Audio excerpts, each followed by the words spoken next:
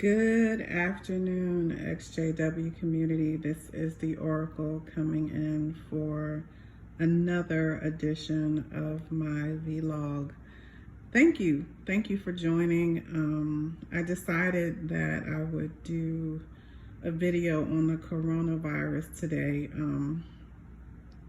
I was trying to decide if I was going to address this or not, and I just found out that a colleague of mine died from coronavirus over the weekend, and it was very sobering for me. And I think it just made this pandemic that much more real and that much more profound.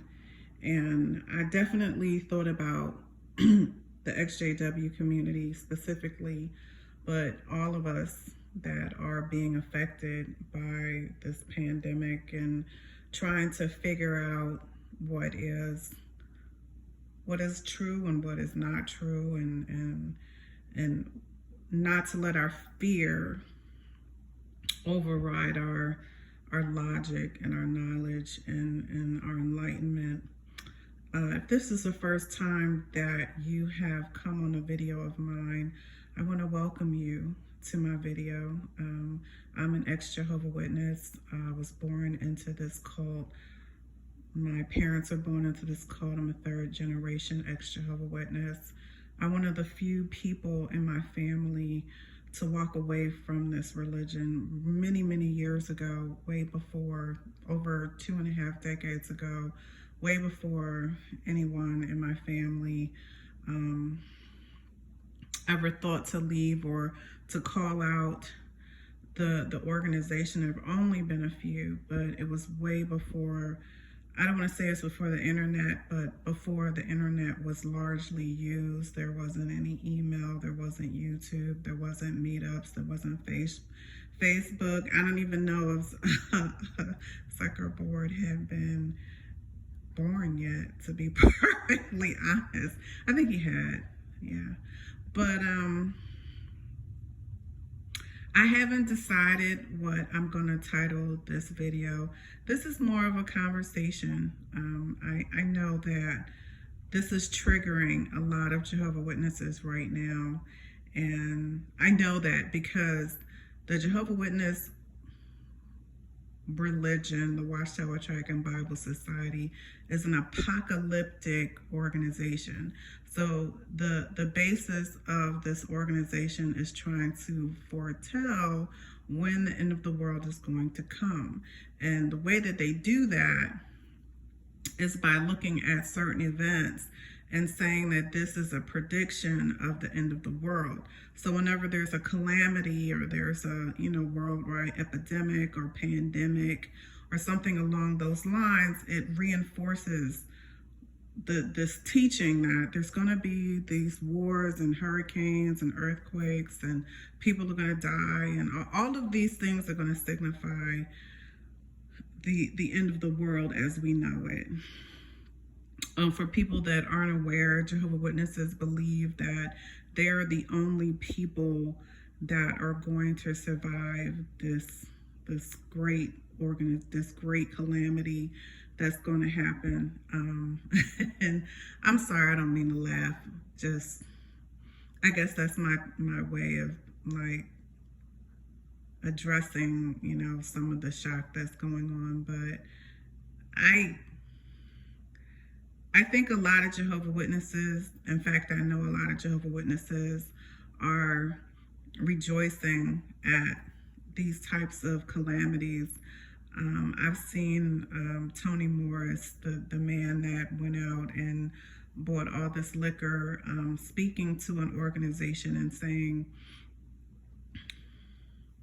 we were expecting this, this is, and sort of in a smiling way. And that's one of the things that made me just lead my voice or add my voice to balanced responses, if you will, balanced responses to ex-Jehovah's Witnesses that may be a little bit wavering or concerned. And I've been very honest about my my life and things that I've been through, and imperfect thoughts that I've had. And one of the things that I shared quite a few videos ago, but I bring it up from time to time, is 9/11. 9/11 happened, and the way that I was told was very shocking. I have to kind of be careful on how I share this information, but I was at an event and someone came up to me that was a mentor for me and someone that worked with me and had pulled me aside and told me that the United States is under attack.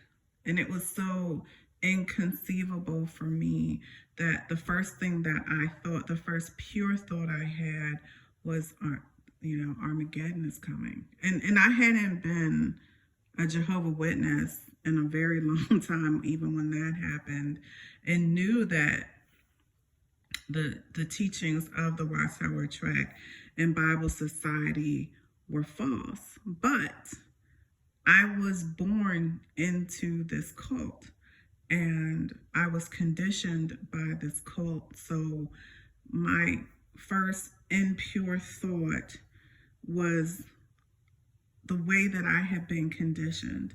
Now, after I, got over it, and I was like, well, what's going on? And it was crazy for me, and then I realized how ethnocentric I was to think that what happened in the United States was so significant, because there had been so many other terrible things that had happened to people all over the world. And, just because I thought it had happened in the United States, that I felt like we were untouchable. And I felt like, what about these people that have been dealing with wars for, decades? I met somebody from Bosnia a while ago, and I've met people from Syria, and I've met people from Rwanda, and I've met people from Palestine and Israel, and people from the Ukraine. So I've met. One of the things that I said in one of my first videos is that I never imagined that I would be able to travel the way that I have and meet people from all over the world in all walks of life, and have these great conversations about how they live their life and how they view their life, and just have these conversations where I'm actually building upon my own humanity and I'm not being so self-centered. And that's kind of part of the way that sometimes we are, I guess, indoctrinated, not just in the Watchtower Tract and Bible Society, but in the United States. And, hearing about what goes on in other places where people basically have been living terror every day of their lives, it put 9/11 in perspective for me. And it was a horrible event, but it wasn't something where it hadn't happened in other parts of the world, and it wasn't like this heralding of the end of the world for all people, because those types of things have happened all the time. This isn't significant. There have been whole civilizations that have been destroyed, whole civilizations, since those scriptures were written. But I think because I remembered, sort of what I was going through when 9/11 happened, I know that this pandemic is very shocking to people and it's very scary, but it is not. It's not an indication of Armageddon. It's not an indication of the end of the world, because there is nothing significant about a pandemic happening in the world. If you understand biology, if you understand human nature, if you understand history. And again, I for sake of protecting my husband's identity, and for me, because I don't show my face because of my profession, and we're both actually working from home right now, would show you all of the history books that we have. My husband is considered an expert on world history and has won many awards for it. So if you actually study civilization and you study history and you know some things about it, you'll realize that pandemics have been happening since the beginning of time. This is not anything that is new. What about the pandemic of, smallpox? What about what happened to the native indigenous people of the Americas? Those things happened after the scriptures were written. So if some people came to their land and basically annihilated them, would it be right for them to think that the end of the world was happening? And I mean, these were millions of people. So, what about what happened with the bubonic plague? What about what happened, with the Black Plague? Like, these are things that have killed millions of people. And it didn't signify the end of the world. It signified that there was an event that happened that infected the world. And I think things happen for many different reasons. It's not one specific thing. I think that we as people have to learn how to be careful. We're around each other all the time. We have some lessons that we need to learn. And I'm not saying don't be worried, don't be afraid, but fear doesn't help you. Acknowledge those feelings, but, realize that we will be okay. This isn't new. This is something that we need to be educated about. This is something that we need to figure out how we are going to handle ourselves in a situation like that. We have to learn how to be preventative. So, and we'll go on. Life will go on because it has gone on. There have been whole civilizations that have been destroyed since the beginning of time, since after the Bible was written. There have been people that have been enslaved for centuries. There have been people that have seen their entire ethnic group annihilated. And we're still here. We're still surviving because humanity moves on. It's not always about signifying the end of the world as we know it. So I want to talk about the danger of fear and as it relates to cults. I was in I think it was in grad school. I can't remember, but I was studying cult behavior, and it just so happened that there was a cult. I don't want to say it was a doomsday cult like the Jehovah's Witnesses, but it was a cult where people believed that there were signs that would happen, and that would mean that they were supposed to be, I guess, transferred to heaven, or it was called Heaven's Gate. I remember it now. And these people saw a star in the sky, some star that they hadn't seen for, I don't know, a millennium. And I'm saying I'm not 100% sure. This is a little bit of the story, but just look up Heaven Gates cult.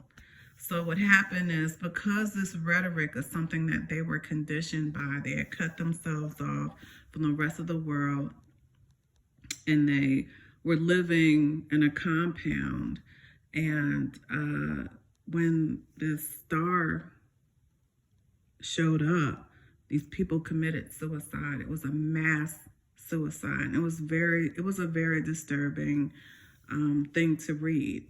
And, it was sort of like cult behavior, because they thought they saw a sign, and then they sort of, because it didn't manifest the way that they thought, they decided, well, we're going to kill ourselves. And I think that's what happens when you have groupthink. There's a problem with people that celebrate tragic events. I don't personally believe that a God of love, because I happen to believe that whatever your belief is and what you think God is, the very first thing that you must believe is that God is love. And I don't believe that a God that is of love is going to destroy millions of people, because he's so selfish and self-serving that he expects you to belong to one organization, an organization that is very imperfect and has done many gross things to people. I don't believe that God is a religion, and I don't believe that what imperfect men create because they're trying to interpret God is the way that a benevolent entity that is so much more than what we are as imperfect beings is going to destroy all these people, all these innocent children, all these innocent people, because they don't agree with a certain group of imperfect people. That makes no sense. That absolutely makes no sense. And what happens in cults, what happens in doomsday cults, is that they prey on the fear and insecurity of people. They look for events like this to say, here's what I think is going, I have the answer, so that you don't have to be scared. But, when I shared about when I was going for my baptismal questions, and I literally had a real problem with the whole Armageddon thing. I never, it just didn't make sense to me, like it just doesn't, like I'm a very logical person, and I'm like, you expect me to believe that this loving God is going to destroy millions of people, billions of people,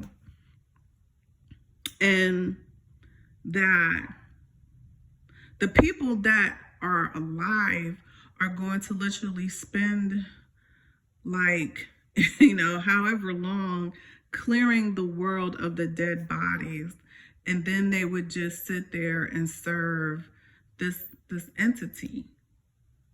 It sounded like something out of a horror movie. It didn't sound like I would want to be in a situation like that, because it's just asking you to detach from reality and kind of go off on a tangent, because you really don't know what it is. Because, right there, like, why would I want to be alive to see people dying all around me? If you really, and I can talk about this because, like I said, I was born into this cult, and I've just heard people that I was like, you are so far gone, you don't even know how far gone you are. When I remember one time we went to Bethel, and there was a group of people that were talking about, look at this beautiful house, when Armageddon comes, and these people are destroyed, this is a house that we can potentially move into. And I'm like, and there was like this other people that were with us, and they're like, oh yeah, we'll be glad to clean up all of this carnage, because once we get done, we are just going to serve Jehovah, and we're going to have this paradise where we're going to get whatever house we want. And I'm like, That doesn't, like, okay, so how's this supposed to happen? You know, like, nothing you're saying legitimately makes sense, and it doesn't sound like it's based in love, you know, because I happen to believe, whatever you believe, that it has to start with love.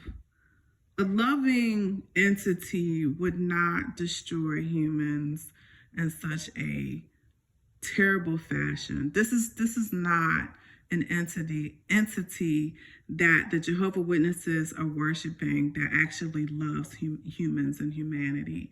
Let's keep it real. You know, if you're celebrating billions of people being killed, that is not a loving entity. And if you think that human beings don't have the right to question an imperfect teaching, you know what I mean? Like, there are legitimate concerns about the Jehovah Witness organization. There are legitimate concerns about the Watchtower Tract and Bible Society. They have blood on their hands. They have allowed people to die because of blood transfusions. There are over 1,500 cases of child sexual abuse in New York alone. And it is based on the fact that the Jehovah Witness organization, the Watchtower Tract and Bible Society, has practices that protect pedophiles, that protect elders, ministerial servants, and men in congregations that are sexually assaulting young children in their organization. That alone shows me that this is not of God. But on top of that, this organization has incorrectly predicted the end of the world many, many times.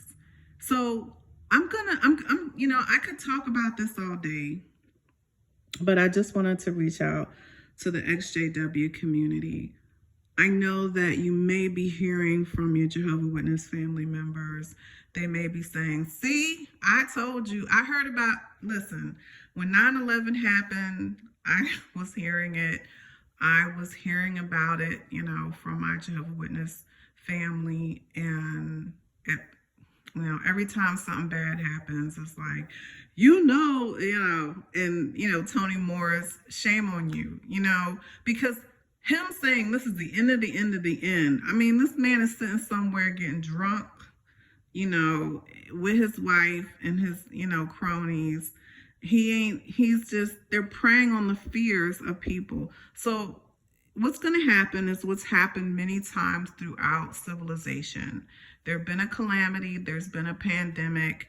Hopefully it won't be anything like the Spanish flu or Ebola or smallpox or the Black Plague, which killed millions. Ebola didn't, it only killed 10,000, but many of the things I've mentioned killed millions of people, and yet we're still here. So what fear does is it makes you think irrationally, or it causes you to not think logically. And it is a scary time, and we can do things to protect ourselves, but it has to be based in love, and it has to be based in us maybe planting seeds with our family and just speaking about life and speaking about history. Because what I have learned, and this is not just about being an ex-Jehovah Witness, but about many subjects, is that when you hit people with facts, when you talk about historical facts, when you talk about things that have actually happened, right? There's not much they can do. Now, again, and if you look at my last video, it's, you know, how do you save people that don't want to be saved? There are Jehovah Witnesses you can sit there and you can talk about all the different pandemics that have happened throughout society. You can talk about all of the different types of calamities that have happened throughout civilization after the scriptures were written. How many groups of people have been annihilated, how many, atrocities have happened, in that life still went on, and they're still not going to listen to anything that you say. And that's okay. But you will touch some people, and some people will hear you. And that's the most important thing to keep in mind. The other thing is to protect yourself. Again, I lost a colleague, over the weekend, and, I'm working from home for I don't know how long. And, my husband's working from home, and we're trying to stay positive and support each other, and, our children as well. So, it's something that I know that it's not just about if you're an ex-Jehovah's Witness or not. It's also about real life. And real life affects you regardless of what you believe in or what you used to believe in. We all still need to draw strength in this time, and be positive, and keep enduring. And I just wanted to send that message out to you. Be brave, be strong, and we'll talk soon. I hope you have a blessed rest of your day.